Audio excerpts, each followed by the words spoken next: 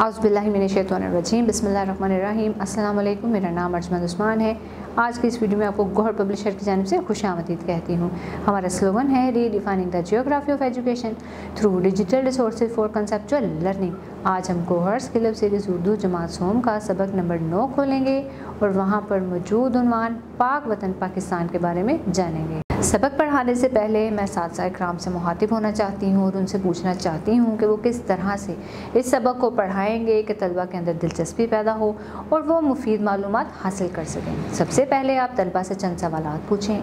इनसे पूछें कि आपको पता है हमारे मुल्क का पूरा नाम क्या है, हमारा वतन कब मार्ज़ वजूद में आया। इनसे पूछें कि हमारे मुल्क के कितने सूबे हैं। तलबा से इनके जवाबात वसूल करें और इनकी हौसला अफजाई करें, क्योंकि बहुत से तलबा ऐसे होंगे जो आपको सही जवाबात नहीं देंगे। और इन्हें बताएं कि हमारे वतन का पूरा नाम इस्लामी जमहूरिया पाकिस्तान है और ये 14 अगस्त 1947 को मार्ज़ वजूद में आया। इनको बताएं कि हमारे मुल्क के 4 सूबे हैं, सूबा पंजाब, सूबा सिंध, सूबा बलूचिस्तान और सूबा खैबर पख्तूनख्वा। इसके अलावा आप बच्चों से पूछें कि पाकिस्तान के दारुल हुकूमत का नाम क्या है। पाकिस्तान के मुख्तलिफ शहरों के नाम पूछें। यकीनन वो हाथ खड़ा करेंगे और आपको जवाबात देंगे।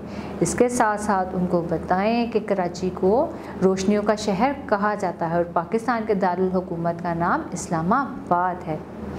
आप बच्चों को बताएं कि अपने वतन के बारे में जानने के लिए उनको ये सबक पढ़ना बहुत ज़रूरी है। इस सबक को पढ़ने के बाद वो बहुत सी मुफीद मालूमात हासिल कर सकेंगे।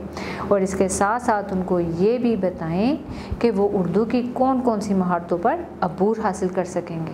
इस सबक की तदरीस के बाद तलबा इस काबिल हो जाएंगे कि वो इबारत सुनकर इसके अज्जा से मुतल्लिक मालूमात और ख़यालात बयान कर सकें, कहानियाँ, वाक़यात, ड्रामे और नज़में पढ़कर नताइज अहस कर सकें, लताइफ और पहेलियों को पढ़ते हुए इनमें पोशीदा दानिश को समझकर बता सकें, सादा जुमले तब्दील कर सकें, माजी, हाल और मुस्तकबिल में अरकान साजी और अल्फाज साजी कर सकें, अस्माई, सफ़ाती और फ़ेली अल्फाज को अपनी तहरीरों में दुरुस्त तौर पर इस्तेमाल कर सकें, मंजर या मंजर की तस्वीर देकर इबारत लिख सकें। मुझे उम्मीद है आपको आज का हमारा वीडियो लेक्चर पसंद आया होगा। इस सबक के मुतालिक मज़ीद मालूमात के लिए हमारी वेबसाइट www.goharpublisher.com पर विज़िट करें।